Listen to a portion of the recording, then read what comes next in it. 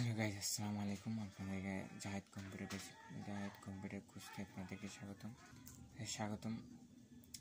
আজকে আর একটা নতুন ভিডিও নিয়ে চলে আসছি আপনাদের মধ্যে। আজকে মাইক্রোসফট ওয়ার্ডে কীভাবে গ্রাফার বা বাঁকা করবেন, টেক্সটটা কীভাবে বাঁকা করবেন, আর এখানে কীভাবে একটা পিকচার সেট করবেন সেই সম্পর্কে আজকে কী করবো আজকের এই ভিডিও। সেজন্য আমি প্রথমে কোথায় চলে যাবো, হোম মেনু থেকে আমি এখানে ইনচার্টে যাওয়ার পর এটা সিলেক্ট করতে হবে। সিলেক্ট করার পর অর্ডারে ক্লিক করতে হবে। অর্ডারে ক্লিক করে এখানে যে অনেক ধরনের ডিজাইন আছে, এখান থেকে যে কোনো একটা পছন্দের ডিজাইন নিতে পারো।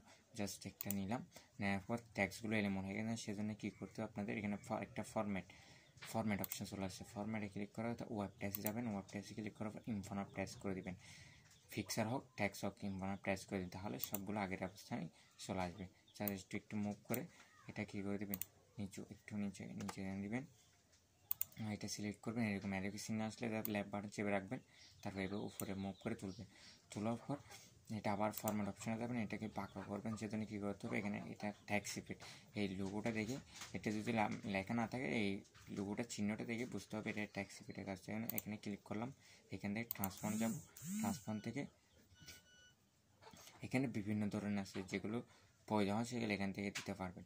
এখানে দেখেন আমি শুধু মাউসটা একটা নড়াচড়া করতেছি, এখানে সবগুলো শো করতে। জাস্ট এটা করলাম, করার পর আপনার পছন্দ মতো হয়নি, সেজন্য কী করতে হবে, এখানে জাস্ট এখানে পয়েন্টে যাবেন, জাস্ট লেফট বাটন এরকম চিহ্ন আসলে লেফট বাটন চেপে রাখবেন, নিচে ড্র করবেন।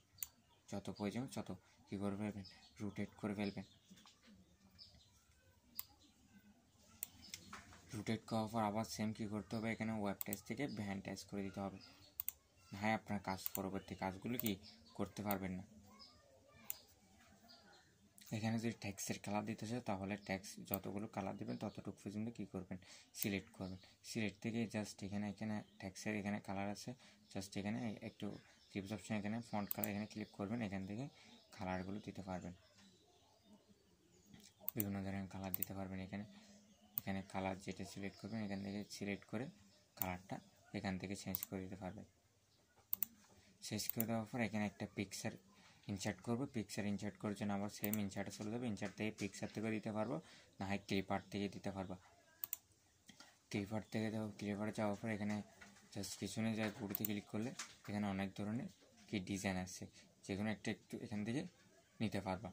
গুতে ক্লিক করে, না হয় এখানে যে একটা প্রয়োজন নামটা এখানে লিখে দিলে লিখে জাস্ট এখানে গুতে ক্লিক করলে এটা আসবে। জাস্ট আমি এটা নিলাম, নেওয়ার পর আমি এখান থেকে ক্লোজ করে দিলাম। দেখেন সেম কাজ আবার সমস্যাটা আবার হয়েছে।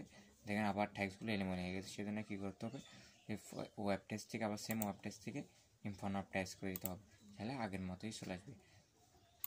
এখন দেখেন এটা মুভ করতে পারতেছি। এখানে এইভাবে বড় শুরু করতে পারবেন।